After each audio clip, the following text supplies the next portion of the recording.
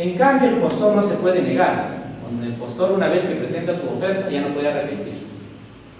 Que lo hice mi oferta era muy bajo, que ya me di cuenta que el precio de la cédula estaba más caro. Y el tribunal lo va a sancionar. Requisitos para firmar contrato, lo que debe presentar el postor. La garantía de fiel cumplimiento. ¿Cómo se otorga? Mediante una carta fianza. ¿Emitido por quién? Puede ser por financieras, bancos, ahora también cooperativas. Antes las cooperativas no podían emitirla, ahora ya hay algunas. Para que sepan cuál cooperativa pueden, entren a la página de la Superintendencia de Bancos y Seguros. Ahí están las cooperativas que ya pueden emitir cartas fianzas.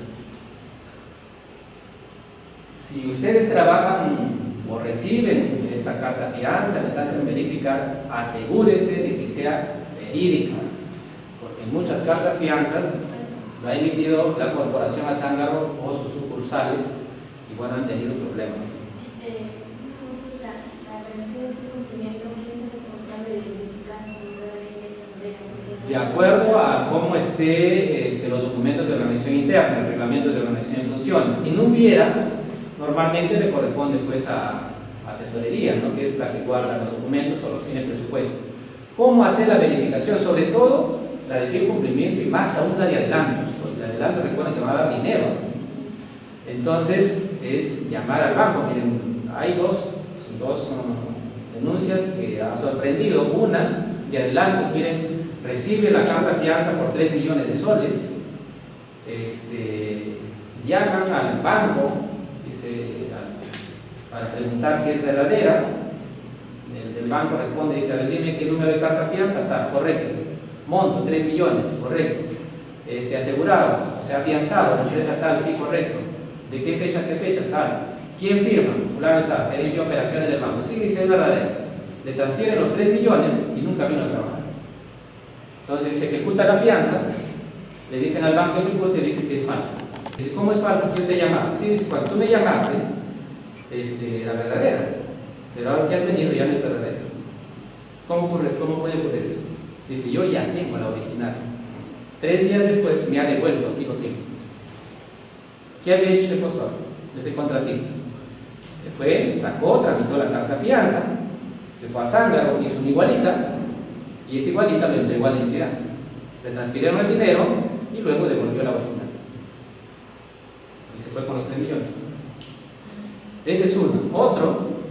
Otra entidad nos ha contado la semana pasada que en la carta fianza decía a qué teléfono deben llamar y a qué correo electrónico deben escribir para verificar. Y resulta que todo era falso. Entonces, claro, llamaban a ese teléfono, claro, por supuesto, cierto, son cartas fianzas verdaderas. Al correo también. Pero resulta que eran falsas. Entonces, decían, ¿cómo prevenir esos hechos? Del primer caso es muy difícil, ¿no? Del segundo es más fácil, porque no deben confiarse en los documentos que están, o sea, el correo, el teléfono, en propia carta fianza, que por eso los bancos tienen sus propios, en sus portales tienen sus teléfonos de contacto para poder llamar primero y decir si ese teléfono les pertenece, si ese correo electrónico. Pero en el primer caso es más complicado, ¿no? Porque imagínense que ustedes pueden hacer todo el trámite y en ese caso lo que tienen que hacer es conocer cuándo una carta fianza, cuál el papel es verdadero, porque las cartas fianza se emiten en papel moneda, por lo tanto son diferentes del papel bombo. Hasta ese nivel tienen que llegar ahora a conocer las cartas fianza. ¿Hasta cuándo debe estar vigente el fiel cumplimiento? Por ejemplo, si la obra fuera de 120 días, la carta fianza también debe tener 120 días. Hasta que la liquidación quede consentida, por lo tanto ustedes deben sumarle 60 días primero deben sumarle los 30 días de recepción de obra, luego deben sumarle 120 días ¿de qué? De la liquidación. Recuerden que es 60 para el contratista y 60 para la entidad. Ahora, en todo caso es renovable, ¿no? ¿Qué más debe presentar? Su constancia de capacidad libre de contratación, su programa de ejecución de obra, tanto el CPM como el calendario de avance de obra. Y miren, acá están los requisitos de calificación del personal clave y del equipamiento. Entonces ahí presentarán los certificados de trabajo, la constancia de trabajo. Miren que inicialmente en su oferta ustedes no han dicho quién va a ser el residente, no han dicho quién va a ser el topógrafo, no han dicho quién va a ser el especialista en arquitectura, en estructuras, nada. Algunos comités están exigiendo eso, dicen, oye, pero por lo menos ponme un documento, dime quién va a ser el residente. No, señor, yo no te ofrezco nada durante la presentación de tu oferta. Recién, para la firma del contrato, ahí voy a decir quién es. Y es más, miren, ahora dice, ¿qué pasa si es que cuando recibo los documentos, yo verifico, entro a Infobras y encuentro que el que me está proponiendo como residente o como supervisor está trabajando en ese momento en otra obra? Con la norma anterior decía, chao, vota, pero la que ha salido hoy día dice que subsane. O sea, la actual dice que le des tiempo para subsanar. La anterior era fuera. La de hoy ha cambiado. Ha cambiado. La de ahora dice, dice dale tiempo para subsanar. Notifica que dice. Sí, puede cambiar. Entonces, si ustedes revisan la información, hacen la constatación, entran a Infobras y encuentran que está trabajando como residente, entonces no lo descalifican, sino que le dan plazo para subsanar, para que lo reemplace. Análisis de precio unitario. Recién aquí se presenta el análisis de precio unitario. En la oferta les dije que solo se presenta el desagregado a nivel de partidas. Calendario de uso de materiales, calendario de uso de equipos. ¿Por qué? Porque eso también es importante. Hay algunos comités que dicen, quiero que me digas dónde está toda la maquinaria y los equipos antes de la firma de contrato porque yo tengo que ir a verlo. No, señor. Yo te voy a presentar un calendario de esos equipos. No, la maquinaria no lo va a tener inmovilizada, ¿no es cierto? Y bueno, algún otro documento que pudiera haberse pedido en las bases. Por ejemplo, ¿qué otro documento se puede pedir? A veces en algunas obras que son de una extensión muy grande piden vehículos para transportar al personal, y entonces los vehículos tienen que estar autorizados por el Ministerio de Transportes. Entonces ahí voy a pedir a la firma del contrato también que el vehículo donde se va a transportar al personal, ahí esté su autorización. ¿Qué más? Si fuera, por ejemplo, una consultoría de obras y queremos que el consultor experto en medio ambiente esté certificado por el Ministerio de Saneamiento, entonces le pido aquí también que me acredite esa certificación para que me contrate. De repente, volquetes. ¿Los volquetes tienen SUAP o no? Pueden pedir si quieren también acá el SUAP. Domicilio. Que el contratista me indique un domicilio en el lugar de la obra o en la ciudad, porque imagínense, ustedes convocan su licitación en Trujillo y el ganador es de Iquitos. Cuando quieran notificarle una ampliación de plazo y no tenga domicilio acá, hasta que llegue a Iquitos ya se consiguió. Entonces, y ustedes es más, acá pueden decir, me debes indicar un domicilio físico y un correo electrónico. Y ambos van a servir para notificar legalmente. De modo tal que el domicilio, ya cuando firme el contrato, va a aparecer arriba. La municipalidad con domicilio tal, y el contratista con domicilio legal donde está, con domicilio para efecto de notificaciones, el ubicado aquí en Trujillo y el correo electrónico. Entonces, pidan, porque sobre todo para notificar ampliaciones de plazo es fundamental. Ahora, de las garantías ya hemos hablado, ¿cierto? ¿En qué casos no se presenta una garantía de fiel cumplimiento? Las MIPES pueden acogerse a la retención. ¿Cómo así? Si la obra no es más de 1.800.000 soles, entonces la MIPE, en lugar de presentar la garantía de cumplimiento, va a decir, quiero que me hagan la retención del 10%. Pero para eso tienen que cumplirse 3 condiciones. El plazo de la obra debe ser más de 60 días, debe haber más de una valorización y la empresa debe ser MIPE. ¿Cuándo se retiene? En la mitad de los pagos. Si hay 2 valorizaciones, en la primera le retengo el 10%, lo guardo hasta que acabe la obra.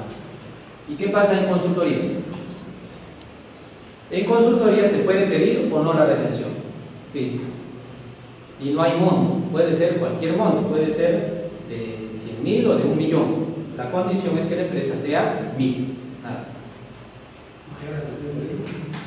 En consultorías no. En obras sí, en obras es 60 días como mínimo, 2 valorizaciones y que la empresa sea MIT. En consultorías la única condición es que la empresa sea MIT.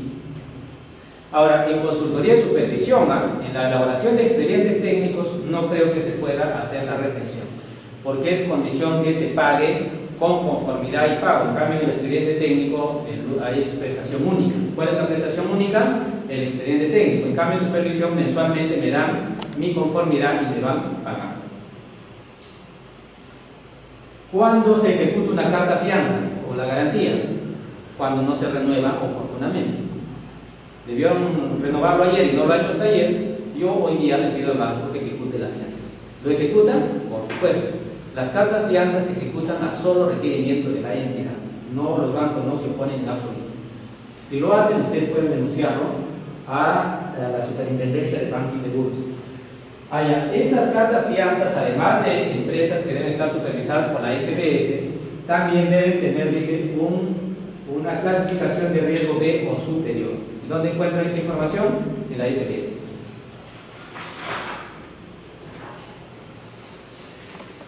¿Cuándo se devuelve la garantía al contratista?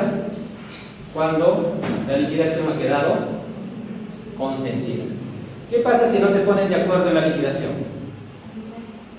Por ejemplo, yo como contratista presento mi liquidación y es favorable para mí 100.000 soles. La entidad dice no es favorable 100.000 soles, sino solo 10.000. ¿Le devuelven o no le devuelven su garantía? Sí se devuelve. Cuando el monto de la liquidación es favorable al contratista, se le devuelve. Miren que yo digo que es 100.000 a mi favor y la entidad dice que es 10.000. Sigue siendo a favor. Cuando es menos, el contratista puede presentar una carta fianza por la diferencia. O sea, ya no le conviene, ¿no es cierto? Pero también es posible, dice, que cuando el contratista termina la obra, puede pedir que le devuelvan la mitad de su garantía. Para eso, antes debió haber pedido que hagan una retención en efectivo del 5%. Entonces, le van a devolver, él presentará una carta fianza por el 5%, más el 5% que le retienen, entonces ya le podrán, su carta fianza original lo pueden devolver. Ya esos son asuntos que el contratista tendrá que manejar. Ahora, cuando haya prestaciones adicionales, el contratista tiene que aumentar su garantía y tiene un plazo de 8 días para hacerlo. Requisito del contrato, requisitos que van para firmar el contrato: precio unitario de los equipos, la memoria, representación, documentos que acrediten la capacidad. Y este es el procedimiento para firmar, ¿no? 8 días, entrego los documentos, la entidad tiene 2 días ¿para qué? Para revisar la documentación. Si está completa, en los 2 días siguientes firma el contrato. En caso contrario, me da un plazo para subsanar las observaciones. ¿Cómo me notifica las observaciones? Normalmente hay una declaración jurada donde doy la información de mí como empresa y ahí me pone marcar si aceptas que notifique a un correo electrónico. Si he marcado, me notificarán ahí. En caso contrario, tendré que notificarle a su domicilio. ¿Qué tipo de observaciones? Cualquiera. Él puede haber presentado un papelito y dice: te presento los documentos para firma de contrato, y ustedes buscan y no hay nada. Le tienen que dar plazo para subsanar.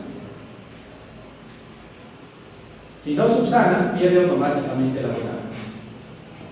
Si no subsanó, es necesario sacar un documento, una resolución quitando la buena pro. Nada, simplemente logisticación, informe, no subsanó y listo. Le quitan la buena pro y le dan al que quedó segundo lugar. ¿Qué pasa si el postor presenta tus documentos y la entidad nunca lo llama? Entonces dice que él debe emplazarlo, decirle que le da un plazo de 5 días para que lo llame. Pero ¿qué pasa si pasan los 5 días y no lo llama? ¿Qué puede hacer? Aparte de renegar, puede dejar sin efecto la buena. Nada. ¿Tiene derecho a una indemnización? La ley no dice. Sin embargo, la entidad ese año no puede volver a convocar ese mismo proceso de elección. Además de que podrían denunciar a los funcionarios por haber incurrido en responsabilidad de no firmar el contrato. Recuerden que solamente me puedo negar a firmar el contrato. ¿Por qué razones? Por presupuesto o porque desapareció la necesidad debidamente acreditada. Y ya estamos en el contrato. Los plazos en el contrato es en días hábiles o calendarios.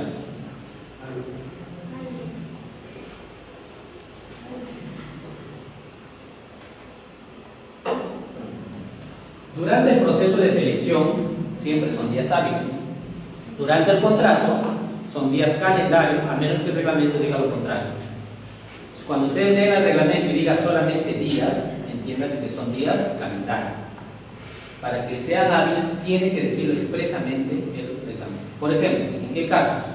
Dice, para ir a arbitraje, 30 días hábiles.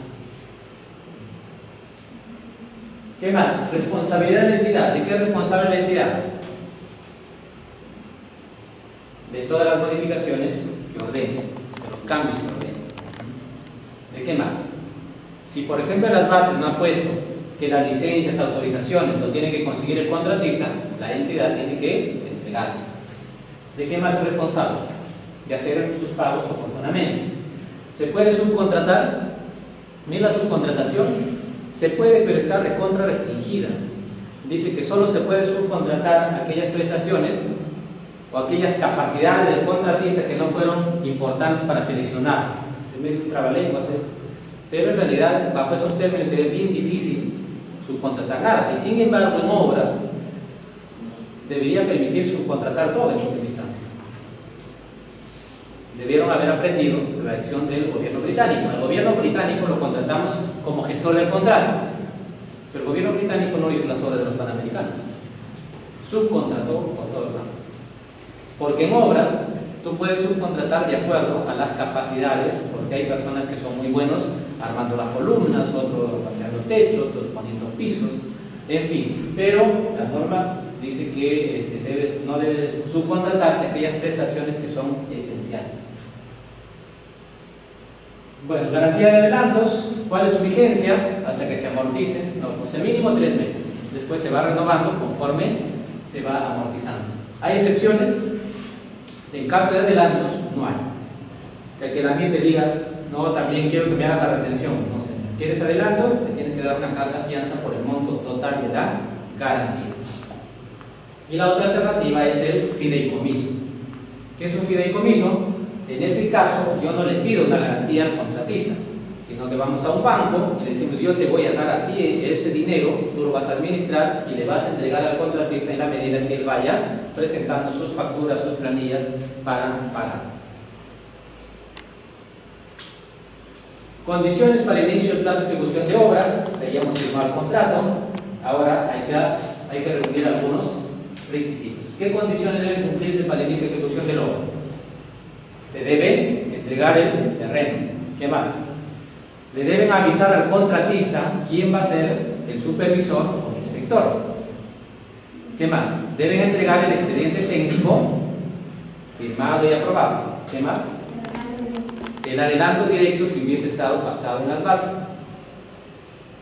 Y si es que el contratista lo ha pedido, porque puede ser que esté pactado pero no lo ha pedido, o lo pidió de manera extemporánea.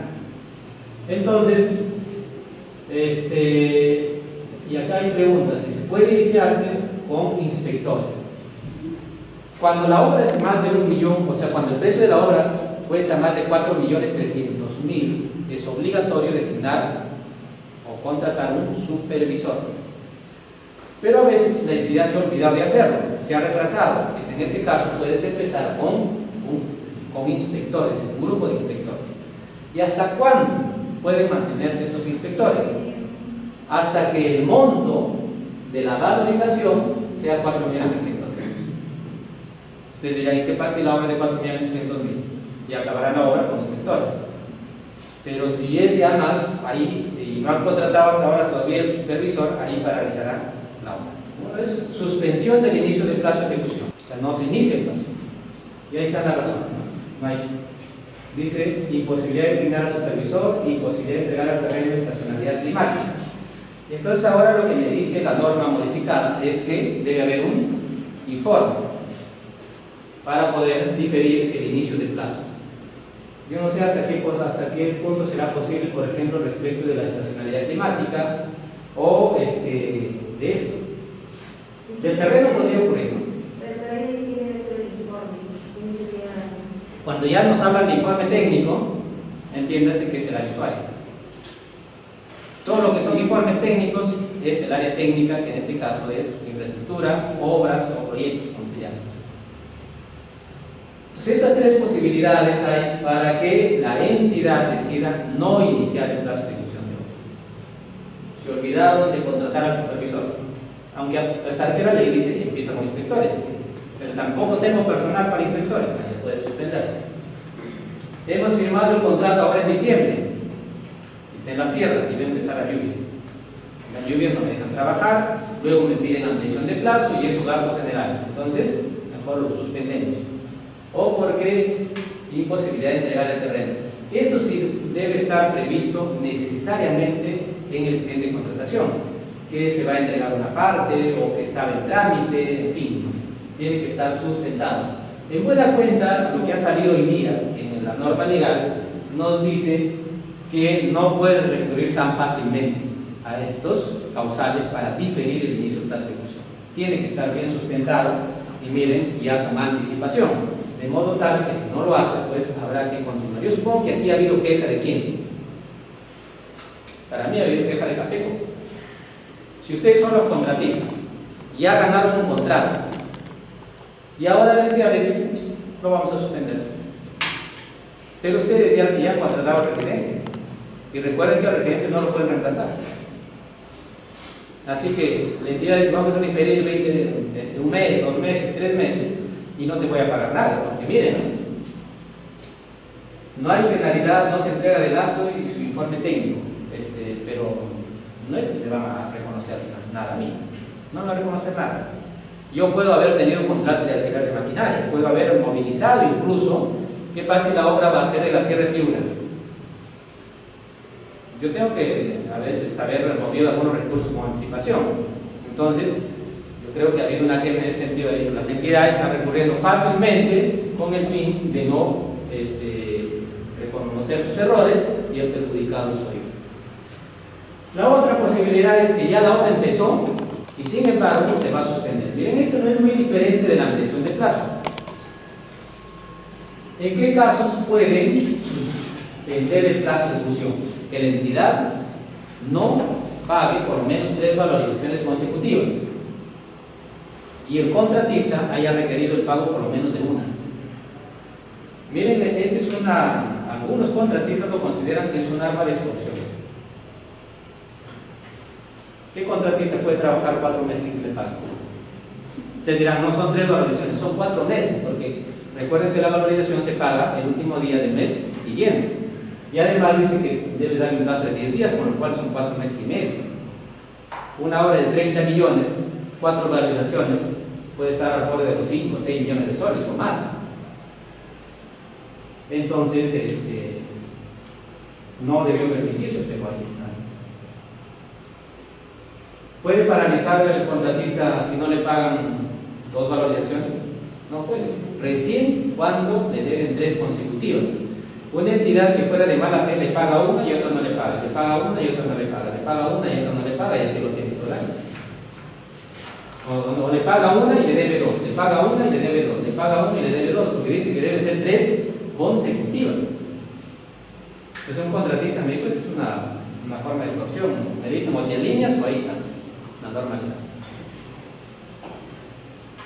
Si se suspende este plazo de ejecución, ocurre lo mismo con la supervisión. Bien, los supervisores hacen todo lo que le pasa al contrato de obra. Al contrato de obra le amplían el plazo, al supervisor también. La obra se paraliza, la supervisión también. Los contratos de supervisión no son contratos autónomos. Dependen absolutamente del contrato principal, que es el de obra. Luego vamos a tener un plazo para revisar los documentos, básicamente los calendarios o los cronogramas de ejecución. Lo que hemos visto en la mañana, no estamos comenzando. Ahora ahí me dijeron, ¿y qué pasa si ahí se advierten los errores del expediente? ¿Eso causará ampliaciones de plazo? aprobación de prestaciones adicionales, yo les dije que habrá que hacer la compatibilización con la ley que dice que si esos errores son atribuibles al contratista, pues dice, efectivamente esos errores debiste verlo antes. Ahora, lo que sabes es que vas a perder plata. ¿Qué pasa si no se ponen de acuerdo en estas revisiones? Dice que la obra empieza con el calendario del expediente. Ahí está la revisión. Si el plazo es 120 días, hay 15 días para hacerlo, en caso contrario, el 30. El contratista lo revisa, presenta su informe, ahí propiamente esto es la compatibilización del expediente, ¿no? Ya ha revisado el terreno, por lo que llaman el replanteo.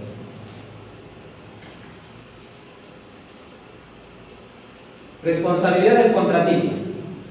Ahí está. La responsabilidad, 7 años. Por la calidad de la obra. Por vicios ocultos. Dice, ¿qué es un vicio oculto?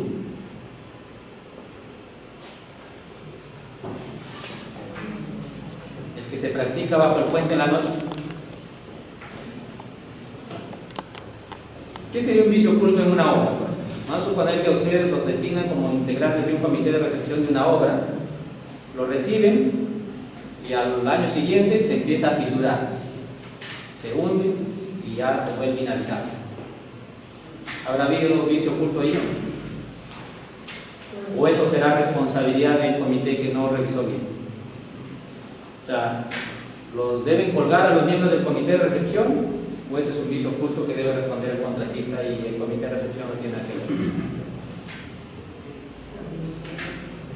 Los vicios ocultos no se identifican que se advierten en la ejecución. Miren, un vicio oculto es aquel que cuando uno va a verificar el bien, en este caso la obra, a pesar que es un experto, no puede darse cuenta de la obra. O sea, no es cualquier persona, o sea, no es que se van a León Pérez abogado y dicen, sí, está bonito. No, van ingenieros y dicen, sí, está bien. Pero resulta que el año siguiente se cae. Pero, ¿qué puede decir en defensa, qué puede decir el comité? Que se han basado en los documentos del supervisor, del residente, en la que dice que se han puesto todos los materiales, que se han hecho las pruebas. Por lo tanto, sí sería un vicio oculto porque de otra manera, tendría yo que hacer las pruebas como comité de recepción. Salvo que así me hubiesen hecho el encargo. Anda, recibe la obra, pero hace tal o tal prueba. Entonces, ahí yo ya me hubiese dado cuenta del error, ¿no? Entonces, los vicios ocultos son aquellos que no lo percibe un experto. 7 años. Miren los expedientes técnicos, ¿eh? Los que elaboran expedientes técnicos. Mientras que el ejecutor de la obra es responsable por vicios ocultos, el proyectista es responsable por vicios ocultos, por deficiencias y por errores. No se salva por nada. No, que fue vicio oculto, no me importa. Tiene fallas, eres responsable. Que no se dio cuenta el supervisor de la entidad que me aprobó, no importa, eres responsable. En el caso de obras no, en el caso de obras es vicio oculto, ¿no? Para el proyectista es por todo. ¿Y cuánto tiempo? 3 años después que la obra fue recibida. No es 3 años después que me recibiste el expediente técnico, sino 3 años posteriores a que la obra fue recibida. Pero fíjese, tiene que demostrarse, o sea, aquí la culpabilidad no se presume, se debe demostrar. Yo tengo que demostrar que, a ver, han construido de repente ¿cómo se llaman los soportes para que no, el río no se vaya?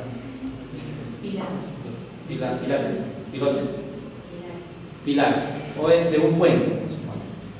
Entonces, de acuerdo al expediente técnico, ese puente debió resistir una tal cantidad de fuerza.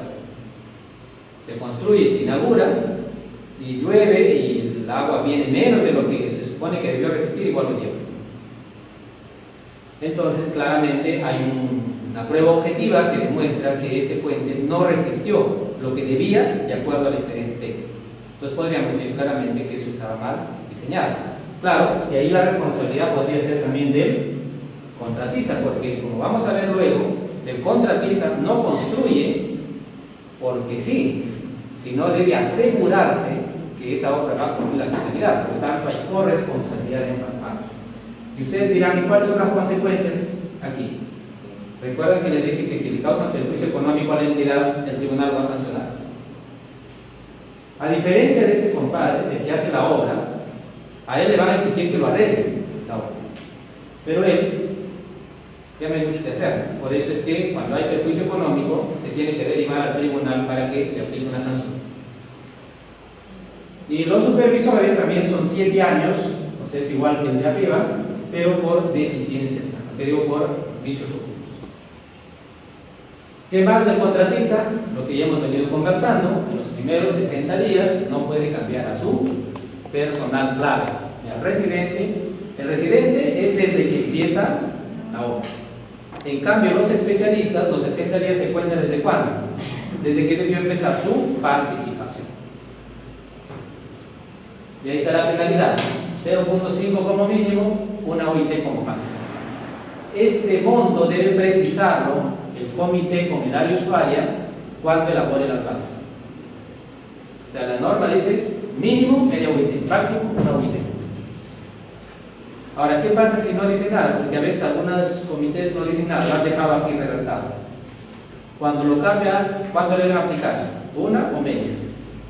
O no le aplican ninguna, como el comité no dijo nada, lo dejan ahí. Media. Entonces, ante la duda, lo mínimo. No, en realidad el comité no, es el área usuaria. El área usuaria, cuando dice tal penalidad, yo quiero que sea 0.5, 0.70, 0.80 o 1. Pero el comité, cuando elabore sus bases y ve que no ha dicho nada el área usuaria, tiene que preguntar. Yo estoy elaborando mis bases, dime qué monto le pongo. Lo de 0.5, ¿cuánto? Entonces, esta es la responsabilidad del contratista, ¿no? 7 años en el caso de la calidad de la obra, además del supervisor 7 años por la calidad de la obra, del proyectista por errores, deficiencias y vicios ocultos. Bueno, de la entidad ya hemos dicho de las modificaciones, de las licencias, si es que no le hubiese encargado al contratista. Y por supuesto, todo el contenido del expediente, los responsables deben estar plenamente identificados: quién hizo elaborar el estudio de suelos, de arquitectura, quién hizo los planos, para efectos también de responsabilidad. Del residente. Bueno, el residente a tiempo completo en la obra. Los residentes normalmente están acostumbrados a estar en 2 o 3 obras. Bueno, ahora dicen, ustedes dirán, siempre he dicho lo mismo, la norma, y no ha pasado nada. Ahora sí hay consecuencias. Si es que detectan que un residente o un jefe de supervisión está en más de una obra, entonces el tribunal lo va a sancionar. ¿Cuál es la sanción? Le va a aplicar una multa de 5 a 15 UITs. ¿Qué pasa si no lo paga? Si no lo paga, no pueden ser ni peones en obras públicas. No lo pueden proponer como personal de ningún tipo, hasta que paguen la multa que va a aplicar el tribunal, de 5 a 15 UITs.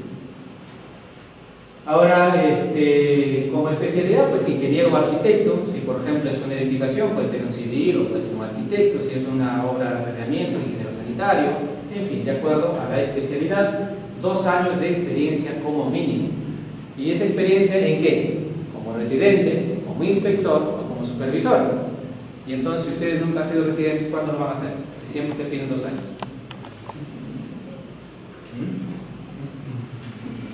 Miren, así es el reglamento. O sea, el reglamento dice 2 años en especialidad, pero el OCE, cuando ha elaborado las bases estándar, ha dicho que solamente se van a aceptar experiencias como residente, como inspector o como supervisor. Entonces la pregunta cayó de maduro. Entonces, yo que recién salgo, ¿cuándo voy a ser residente? Entonces dijeron, esa es la respuesta que dieron. Dijo, anda, aprende en el sector privado. Cuando tengas tus 2 años, ya vienes al sector público. Ahora él me dijo, no, pero puedo ir como inspector. Pero el inspector tiene que tener capacidades similares al supervisor, por lo tanto, no están haciendo. Pero muchas entidades efectivamente sí le dan oportunidad como inspectores. Ahora dice, en base a la naturaleza, complejidad de la obra, ya puedo pedir más tiempo. Y entonces ahí viene lo que hemos conversado en la mañana, que a veces para una obrita que se va a hacer en 180 días piden residentes con 6 años de experiencia, 5 años. Esta es una trampa, miren, para el contratista también, ¿no? Pero ¿qué pasa si su residente renuncia? Después no lo puede reemplazar. Va a aplicar penalidad. Entonces, ya es un asunto de ambas partes, ¿no? De querer poner tanto tiempo, y eso puede ser peligroso para las partes. Dice, ¿en qué casos el mismo supervisor, un mismo residente puede ejercer ese trabajo en más de una obra? Cuando la obra ha sido convocada por paquete. ¿Qué significa? Que la municipalidad tiene para hacer 4 obras de saneamiento en la ciudad de Trujillo. Y en vez de hacer 4 licitaciones, hace una sola. En ese caso puede decidir si va a haber 4 residentes, o a lo mejor 2, o a lo mejor 3, o 1. Y lo mismo con los supervisores. De las capacitaciones ya hemos dicho que no se puede. ¿Cuál es la consecuencia de ejercer el cargo más de una vez? Ya lo que les acabo de explicar hace un momento. ¿Cuáles son las funciones del residente? Quieren ser buenos residentes, deben dominar todos esos. Legalmente, solamente son esas. Pero los contratistas desean y le pagan muy bien a los residentes que sepan gerenciar y administrar. Y muy pocos residentes tienen esa capacidad. ¿Por qué? De mi experiencia, los contratistas se paran quejando de los residentes. Dice, solamente sabe de la parte técnica. No sabe programar, no sabe administrar, no sabe planificar. Es más, cuando le digo que programe, me dice, pero ya está el calendario, ¿y por qué quieres más? Ese calendario es teórico. ¿Ustedes han escuchado de las planas? De las planas. Si lo van a ver, pero en construcción. Justamente lo va a ver como en la Federación de Construcción. Miren, el Last Planner es una metodología muy sencilla, pero de una utilidad increíble. ¿En qué consiste? En resumen, el Last Planner se llama último planificador porque trabaja con una ventana de 6 semanas para buscar restricciones en esas 6 semanas. Y ven la partida que se va a hacer de acá a 6 semanas. Y a partir de ahí van avanzando hacia el momento actual. Dice, a ver, en estas 6 semanas, ¿qué partida se va a ejecutar? Luego dice, ¿qué restricciones tienen esas partidas para ser ejecutadas? Y ahí vas a ver mano de obra, puedes ver materiales, puedes ver licencias, puedes ver autorizaciones, puedes ver que falta un trámite de identidad. Y se asigna responsables para que levanten esas restricciones. Ese es el primer nivel de planificación. En el sector privado hay uno más grande, cosa que no se puede aplicar al sector público. Es decir, en el sector privado, el Last Planner incluye la planificación completa. Desde el momento que empezamos a elaborar el expediente técnico, llamamos a quién, a los profesionales, a los proveedores, y todos nos ponemos de acuerdo para hacer la obra. Pero en el caso de obras públicas, eso no se puede hacer, ¿cierto? Pero sí se puede hacer esta planificación intermedia de 6 semanas, y luego se lleva a la planificación semanal, la programación semanal. La programación semanal ya tiene un inventario libre de restricciones. Por lo tanto, debe avanzar a un buen ritmo. No se ejecuta el 100%, los que hacen este tipo de obras en el sector privado dicen, estamos felices si ejecutan el 75% del inventario libre de restricciones. Pero no se quedan ahí, algunos van a un trabajo, a una planificación diaria. Incluso, algunos le llaman la planificación diaria de muchos trabajos, le llaman planificación a prueba de errores. O sea, los japoneses tienen un lenguaje bonito, y cuando conversaba con algunos constructores en Perú me decían, aquí en el Perú le decimos a prueba de brutos. O sea, ¿por qué? Porque implica darle el encargo con un pedazo del plano, qué actividades deben hacer, cuántos ladrillos deben poner y cómo hacerlo. Lo dan tan detallado que es imposible que no se cumpla. Entonces, verán que en el sector privado lo hacen con la finalidad de maximizar sus utilidades, ¿no? Porque ahí la competencia es más fuerte. Aquí en el sector público tenemos un piso, 90%, no te bajes más del 90% porque pones en riesgo la ejecución de la obra. En el sector privado no hay eso. O sea, en el sector privado los rendimientos deben ser mucho más eficientes y de ahí que apliquen estos métodos que finalmente les permiten cierta rentabilidad. Y ya en ese sentido les piden pues, que los residentes tengan esa capacidad, lo que hemos hablado en la mañana, de motivar a los trabajadores, de trabajar en equipo, de que no diga el uno yo ya cumplí con mi función, sino todos trabajen de una manera tan eficiente y puedan lograr grandes resultados. Y las empresas están dispuestas a pagar bien a esos profesionales. Teóricamente, que digo legalmente, básicamente la función del residente es ver que la obra se haga de acuerdo al expediente técnico, ¿no? La supervisión o inspección obligatoria también, igual que el residente. El residente y el supervisor dice debe tener condiciones iguales o superiores que el residente, el supervisor, porque no podría supervisar a alguien que sabe más que tú. Es más, ha habido entidades que para el residente han pedido 4 años y para el supervisor han pedido solo 2 y le ha costado bien caro a ese comité de selección. Los han sancionado. ¿Por qué? Porque la ley dice que el supervisor y el residente deben ser, en términos de experiencia y de formación, iguales por lo menos. Ahí está el costo. ¿Y dónde sale este monto?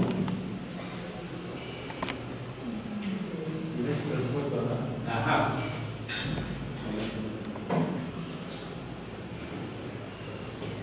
Ley del presupuesto anual. Y este año nuevamente es 4.100.000. Recuerden que la contratación de la supervisión debe ser pues, simultánea, paralela con la obra. A veces ha ocurrido que la obra ya está lista, o sea, ya han ido a poner la primera piedra y ahí se han acordado recién el supervisor. Por eso es que el reglamento ahora permite iniciar con inspectores, pero ¿qué pasa si ni siquiera tienen inspectores? Van a tener que diferir el plazo. No, o sea, lo que se refiere a la ley es su capacidad técnica, ya si le pagan igual o no, eso ya es. La ley ahí no se preocupa. Pero es obligatorio que el supervisor o inspector opine respecto de adicionales, de extensiones de plazo, pero eso no significa que la entidad debe tomarlo al pie de la letra. Tiene que analizar y ver si realmente tiene sustento o no. Porque ocurre a veces que el supervisor se ha peleado con el contratista y entonces dice no a todo, cuando en realidad lo único que va a generar es controversia, va a generar problemas para la propia entidad, de modo tal que la entidad debe verificar si tiene razón o no lo que dice el supervisor y hacer la corrección si es necesario. Esto ya hemos contestado a la mañana la pregunta. No se puede contratar inspector por rotación de servicios, y el residente y el supervisor pueden o no modificar el contrato. Yo he visto casos en los que dice se reunió el supervisor, el inspector o el supervisor y acordaron paralizar la obra. Eso es ilegal. El supervisor y el residente no tienen ninguna prerrogativa para modificar el contrato. Y por supuesto una paralización implica la modificación porque va a haber una ampliación de plazo. Si hay causas de paralización, tienen que avisarle a la entidad para que tome la decisión. ¿En qué casos el supervisor sí podría tomar alguna medida? Cuando es una emergencia, dice que puede tomar medidas para evitar que las consecuencias de esta sean muy perjudiciales. ¿Qué más? Bueno, ambos van a firmar el cuaderno de obra desde el inicio hasta su finalización.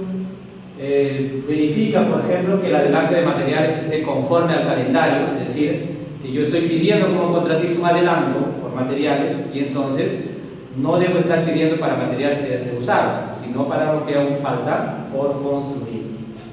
Elabora la valorización, ¿no?, cada fin de mes. Y aquí lo que hemos dicho, las opiniones, ¿no?, acerca de ampliaciones de plazo. Va a administrar también los riesgos que han sido elaborados o son parte del expediente técnico. Él tiene que estar monitoreando eso, a ver si suceden o no y si están teniendo alguna consecuencia. Y esto anota pues en el cuaderno de obra la necesidad de aprobar prestaciones adicionales y también se va a pronunciar cuando estas se elabore el expediente técnico respectivo. Bueno, los calendarios, ¿no?, va a revisarlo. ¿Qué es un calendario acelerado? Con trabajos acelerados, ¿cierto? Si el contratista debió estar, por ejemplo, hoy día al 50%, vamos a verificar y está al 20%, entonces ha habido un retraso. ¿Cuánto debe ser el retraso para que se le pida un calendario al contratista con trabajos acelerados. Debe haberse retrasado en más del 20% de lo que debió estar en ese momento.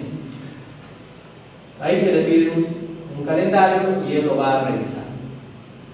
Por supuesto, si el contratista incurre en otros incumplimientos, lo tiene que avisar a la entidad porque le aplique las otras penalidades, por ejemplo, y otras funciones que le hubiesen dado y estas son de carácter más técnico, ¿no? Absuelve las consultas que hace el residente a través del cuaderno de obra. ¿Qué tipo de consultas absuelve? Dice que a su criterio no necesiten el pronunciamiento del proyectista. Miren que esa potestad que le da la ley a él. Dice que él debe evaluar si la consulta que le hace el residente lo responde él o lo traslada a la entidad para que el proyectista se pronuncie. Y ha ocurrido casos en los que el supervisor se ha atribuido responder una pregunta de carácter técnico y ha tenido consecuencias. Dice, puede exigir el retiro de cualquier trabajador o subcontratista.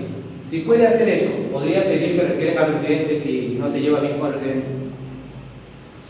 Eso es lo que dice el reglamento, dice que puede exigir el retiro ¿de quién? De cualquier trabajador. Podría pedir también que lo retiren al residente si el residente llega tarde, no hace bien su trabajo. No puede pedir el retiro del residente ni de los especialistas, ni de los, como le llaman, asistentes, solamente de los peones, albañiles. Subcontratistas también. Supervisa la calidad de los materiales de la maquinaria, ¿no es cierto? Es parte de su trabajo, verificará a través de las pruebas que haya que hacer de acuerdo al expediente, y en caso de emergencia sí puede ordenar realizar actividades que eviten o minimicen las consecuencias. ¿Qué más? Se amplía el plazo de ejecución de obra, deberá hacerse lo propio con el de la supervisión sin que sea necesario ninguna solicitud del supervisor. Es decir, si sale la resolución y se amplíese el plazo de ejecución de obra por 60 días, en el segundo artículo debe decir amplíese el plazo de la supervisión por el mismo periodo, y el supervisor no tiene que haber pedido ninguna ampliación de plazo. Siempre lo asume la entidad, siempre, en todos los casos. Pero hay situaciones en las que la demora no genera ampliación de plazo. Porque si genera ampliación de plazo, la entidad va a pagar sí o sí. Pero puede ser que el contratista se haya retrasado y no va a haber ampliación de plazo. Y el supervisor tiene que darse un mes más o 2 meses más. La entidad le paga, pero la entidad se cobra de las valorizaciones o de la liquidación. Porque el supervisor recuerde que su contrato es con la entidad, no es con el contratista. De hecho, la entidad le paga, pero finalmente en el trasfondo de quien salen esos recursos es del contratista. Así es. Cuando la demora es por culpa del contratista, es decir, no va a haber ampliación de plazo. Entonces dice, ¿en qué casos el supervisor debería solicitar ampliación de plazo? Cuando el contratista se ha demorado por su culpa. Porque como no hay ampliación de plazo, entonces el supervisor dirá, por si acaso mi plazo amigo como supervisor acaba mañana. El contratista se ha demorado, no hay ampliación de plazo, por lo tanto, dime entidad, ¿me quedo o ahí acaba ya mi contrato? Si la entidad dice que se quede, pues va a tener que hacerlo. Si por ejemplo al supervisor lo contratáramos inicialmente por 180 días, luego se amplía el plazo por 60 días más y el supervisor ya se quiere ir y le dice a la entidad, ¿sabes qué? Ya no me conviene, ya me voy, renuncio. ¿Puede? No puede. El supervisor recuerde que su contrato es accesorio, por lo tanto lo que le pasa al contrato principal le pasa a él. Él no puede ir. Todavía dicen que no hay esclavitud, pero aquí es algo parecido. No puede. ¿Qué podría hacer? Si es que se paraliza por mucho tiempo el contrato de obra, lo que podría hacer es buscar que la entidad está incumpliendo con una obligación esencial y resolver el contrato a la entidad. Eso tendría que ser. ¿Y cuál es una obligación esencial, por ejemplo? Si la obra se paraliza es porque alguna parte de la obra no se puede hacer porque hay que modificar. Y la entidad se demora 1 mes, 2 meses y no modifica. Entonces ahí el supervisor podría decir, ya te esperé lo suficiente, te doy un plazo de 5 días, si no modificas, entonces voy a resolverte el contrato. Solamente así se puede retirar.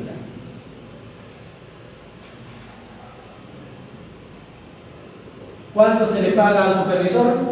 Lo que diga por su contrato. Prestaciones adicionales a la supervisión, dice 15%, la entidad lo aprueba, más del 15% debe aprobarlo la Contraloría, pero cuando estas prestaciones no se deriven de mayor supervisión de obra. ¿Qué significa? Que los adicionales de supervisión pueden darse por dos casos. Uno, por ampliación del plazo de la obra, pero es la misma obra, no se está aumentando más. En ese caso, el tope es 15%. Si sube, hay que pedir autorización a la Contraloría. Pero ¿qué pasaría si hemos aprobado adicionales de obra por 30%? Entonces, automáticamente se aprueba los adicionales de supervisión. ¿Por cuánto? Por 30%. Sin pedir autorización a la Contraloría, porque ya Contraloría ya autorizó para la obra. Y se autorizó para la obra, también autorizó para la supervisión. Y aquí está, ¿quién paga el mayor? Una consulta, y en el caso de mayores entrados. También podría ser que es por esta misma razón, ¿no? O sea, el mayor metrado no califica como adicional de obra, como vamos a ver en un momento. ¿Cuánto se le paga al supervisor cuando hay ampliaciones de plazo? Porque comentábamos en la mañana, hay muchas entidades que le pagan la tarifa completa, pero cuando les hacen una opción de control dicen ¿por qué les pago todo si no había mucho que hacer? Entonces, lo correcto sería pagar una parte proporcional de la tarifa. Verán que los supervisores están en desventaja, porque no van a poder cobrar todo.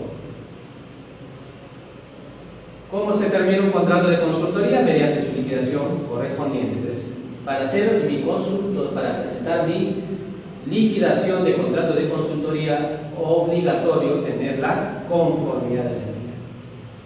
Ahí recién presento mi liquidación. La entidad tiene 15 días para recibirlo, yo también puedo subsanar en 5 días y si está conforme ya pues se sacará la resolución. Si no estamos de acuerdo, habrá que irse a un proceso de conciliación o de arbitraje.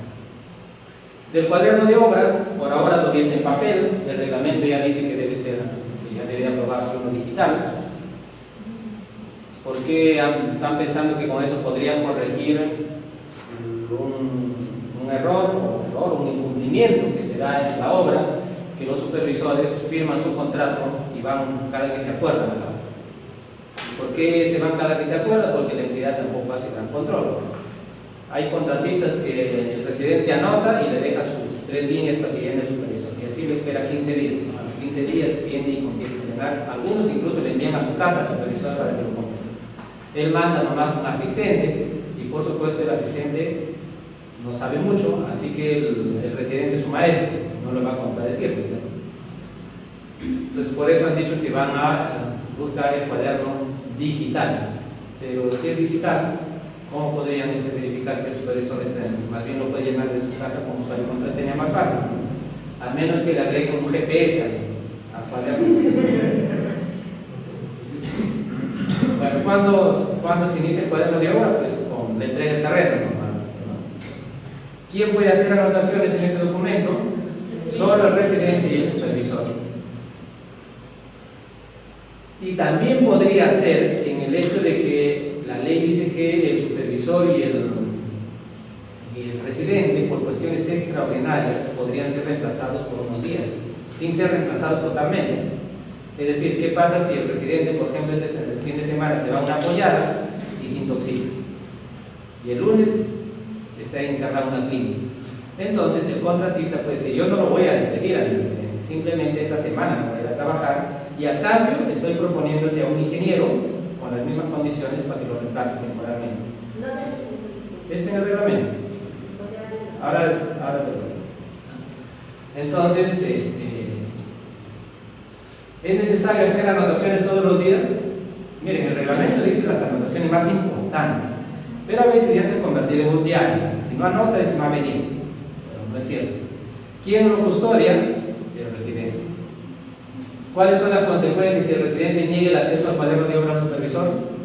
Hay una multa, ¿no es cierto? Hay una multa. ¿Qué pasa si, por ejemplo, yo soy el supervisor, vengo el viernes, presento mi informe y digo, multa a los contratistas porque toda la semana no me ha dejado anotar en el cuaderno de obra?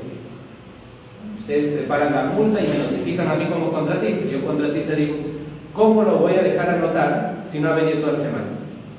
¿A quién le creo? El supervisor dice, múltalo, porque no me ha dejado anotar toda la semana, y la prueba está que no he anotado.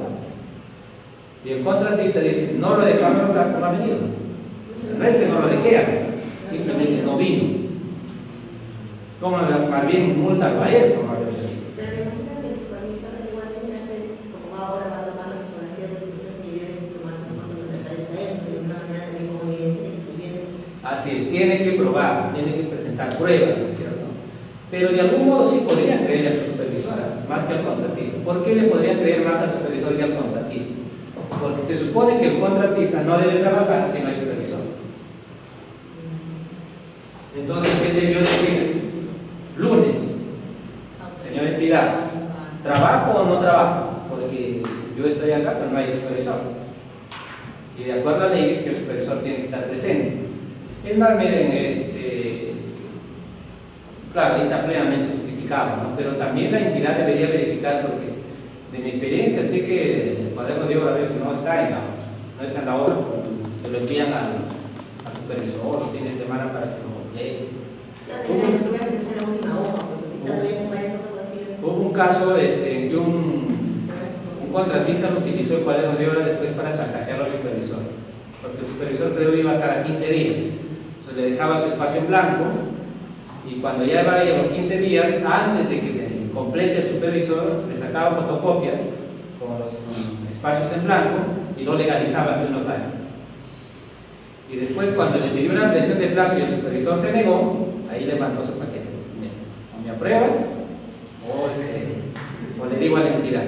El supervisor se molestó y entonces le negó, pero entonces el contratista le entregó todos los documentos a la entidad. La entidad que hizo le resolvió el contrato a quién? Al supervisor. ¿Por qué? Pues el supervisor claramente había incumplido, y como vamos a ver más adelante, al supervisor, si no va a trabajar una semana, tú le puedes resolver el contrato sin más, sin advertencia, porque ya no se puede revertir su incumplimiento. ¿Qué consultas debería absolver el supervisor? Creo que debe absolver solo aquellas que no modifiquen por ningún motivo el expediente técnico.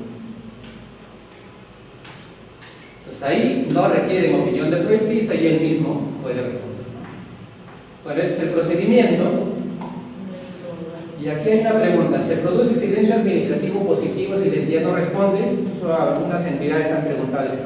Yo ya pregunté hace tiempo, la norma dice que son 5 días, no ha respondido, ¿ya está aprobado? No. Las consultas nunca se aprueban por falta de respuesta expresa, hay que esperar la respuesta.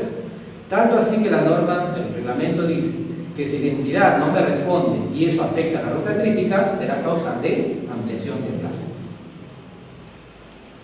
Aquellas que requieran opinión del proyectista se plantean en el cuaderno de obra y luego el supervisor le avisa a la entidad. La entidad a su vez traslada al proyectista y el proyectista responderá si acepta o no la consulta, si va a haber o no modificación, etc. Pero tienen un plazo de 15 días, ambos, tanto la entidad. ¿Qué pasa si el proyectista ya no está? De repente era un arquitecto brillante y lo han contratado para que vaya a Dubái. Ustedes son arquitectos, en la mañana escuché, creo que había 3 arquitectos acá. Yo supongo que sus sueños es alguna vez ir a diseñar algunos edificios de los jeques de los Emiratos Árabes. ¿Han visto los edificios que diseñan ahí? No hay, creo, en ningún otro lugar de la tierra los edificios que hay en los Emiratos Árabes. Una de las últimas edificaciones impresionantes es una torre inclinada. Así que el jeque fue, vio la torre inclinada de Pisa, Italia, dijo: ¿cómo se ha hecho esto? Dijo: es con el paso del tiempo. Yo quiero una, pero que no sea por el paso del tiempo. Quiero que lo haga y haya inclinada y más que esa torre. Y además quiero que en la mitad haya una cancha para jugar tenis. Así que llegó un arquitecto, creo que es holandés. El arquitecto dice: me subí encima del palacio del jeque y vi las dunas y vi las olas. Así que no solo dibujó un edificio inclinado, sino además ondulante. Dijo: ahí está el dibujo. Señores ingenieros, para eso los han formado, construyendo. Por eso lo odian los ingenieros a los arquitectos. Y la ingeniera, es una ingeniera la que ha dirigido la construcción, ya hasta el edificio, es una norteamericana. Y dijo, la verdad es que sí lo odia ese arquitecto cuando le presentaba el proyecto, ¿no? Porque era inclinado no sé con cuántos grados y además ondulante. Pero finalmente lo han construido, ¿no? Ya hay una serie de edificios impresionantes en ese lugar. Entonces ya se fue por ahí, ya no está. Hoy día San Pedro lo llamó también. ¿Qué hacemos en ese caso? Bueno, dice, es un problema de la entidad. La entidad verá cómo responde. Podrá contratar a un experto, podrá pedir al colegio de ingenieros, en fin, tiene que tomar una decisión. ¿Qué pasa si el proyectista se ratifica en su error?